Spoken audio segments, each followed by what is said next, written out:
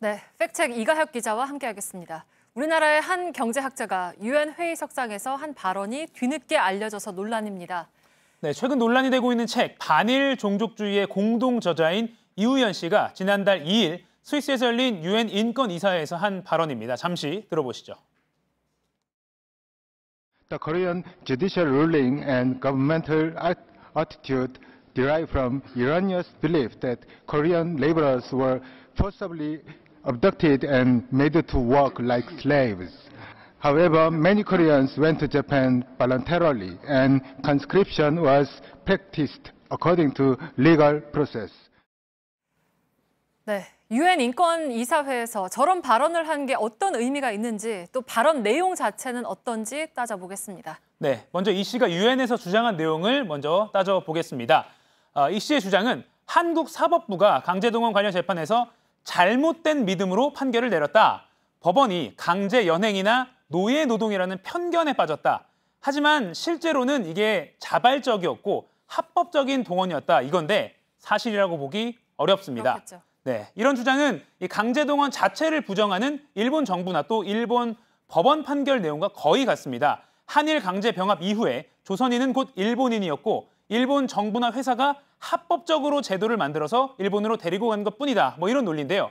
지난해 우리 대법원은 강제 동원이 불법적인 식민 지배와 침략 전쟁으로 인한 것이었다. 그래서 합법적 징용이라는 일본 법원의 판결을 우리는 받아들일 수 없다고 판단했습니다. 그리고 자발적인 것이 아니라 일본 정부와 일본 회사의 조직적인 기망, 그러니까 속임수에 의해서 동원됐다고 보는 게 타당하다고 봤습니다. 국내 학계에서 정설로 인정받는 연구 결과를 토대로 그대로 따르는 판단입니다. 2007년 일본 최고재판소도 구 미쓰비시 관련 소송에서 당시 강제 노동이 있었다는 사실은 부인하지 않은 바 있습니다. 네. 또 1999년에는 국제노동기구 ILO 그리고 2015년에는 일본 정부 관계자도 강제 노동 사실은 인정한 바가 있습니다. 다만 이 2015년의 발언은 일본 정부가 이 발언이 나온 바로 다음 날 번복을 하긴 했습니다. 네. 그런데 이 번복을 하니까 그리고 지금까지 계속 지키고 있지 않으니까 작년에 유네스코가 일본의 입장을 지키라고 촉구를 한 적이 있습니다. 네, 그러니까 이런 상황에서 이우연 씨가 이제 저런 주장을 하니까 논란이 될 수밖에 없는 거 아니겠습니까? 근거가 있습니까? 근거를 대긴 됐습니다. 당시 조선인과 일본인 노동자가 같은 임금을 받았고 또 임금 수준이 높았다. 그리고 생활도 자유롭게 생활을 했다. 이런 걸 근거로 들었습니다. 그런데 이것은 또 다른 주장인 수준입니다. 이 역시 사실과는 다릅니다. 네. 이 씨는 당시 장부에 일부 장부를 보면 조선인이 일본인과 동일한 임금을 받은 기록이 있다. 이런 걸 근거로 대고 있지만 역사학계에서는 다른 많은 증거로 반박이 되는 사안이다. 이렇게 보고 있습니다. 쉽게 말해서 좀 업데이트가 안 된 주장이다. 이렇게 보고 있는 게 정설인데요. 전문가의 이야기 들어보시겠습니다.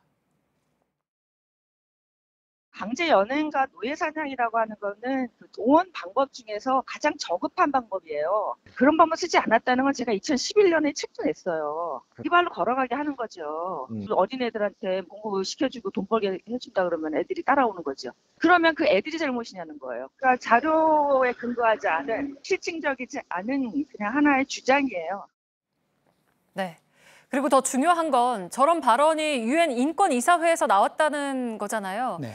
뭐 한국 정부에 권고를 해달라 이렇게 요청까지 했다고 이 씨가 했는데 혹시라도 받아들여질 수가 있는 겁니까? 네, 이 씨가 어떤 주장을 하고 어떤 권고를 해달라고 했냐면 한국 정부가 강제동원 역사 문제를 풀어나갈 때 일본 정부와 협력하도록 또 한국 정부가 이 자신들이 주장한 이런 역사적 사실에 주목하도록 권고를 해달라 이렇게 발언과 또 서면을 통해서 요청을 했습니다. 네. 유엔 인권이사회 회기 동안 10개 분야에서 제너럴 디베이트, 그러니까 일반 토의 시간이 있는데 이 씨는 인권 보호 관련 분야에서 90초 정도 발언을 했습니다. 근데 어떤 자격으로 한 것이냐, 어떻게 자리로 간 것이냐, 네. 일본 단체가 확보를 해놓은 자리입니다. 이 발언 순서에 이 씨가 발언자로 나서게 된 겁니다. 네. 확인을 해보니까 이우연 씨의 발언과 또 의견서 제출로 인해서 유엔 인권이사회가 따로 더 논의를 한 것은 없습니다. 네. 우리 외교부도 어떤 NGO가 이 자리에서 권고 요청을 했다 하더라도 이사회가 이를 따르거나 의견을 내야 할 의무는 없다고 밝혔습니다. 네, 팩트체크 이가혁 기자였습니다.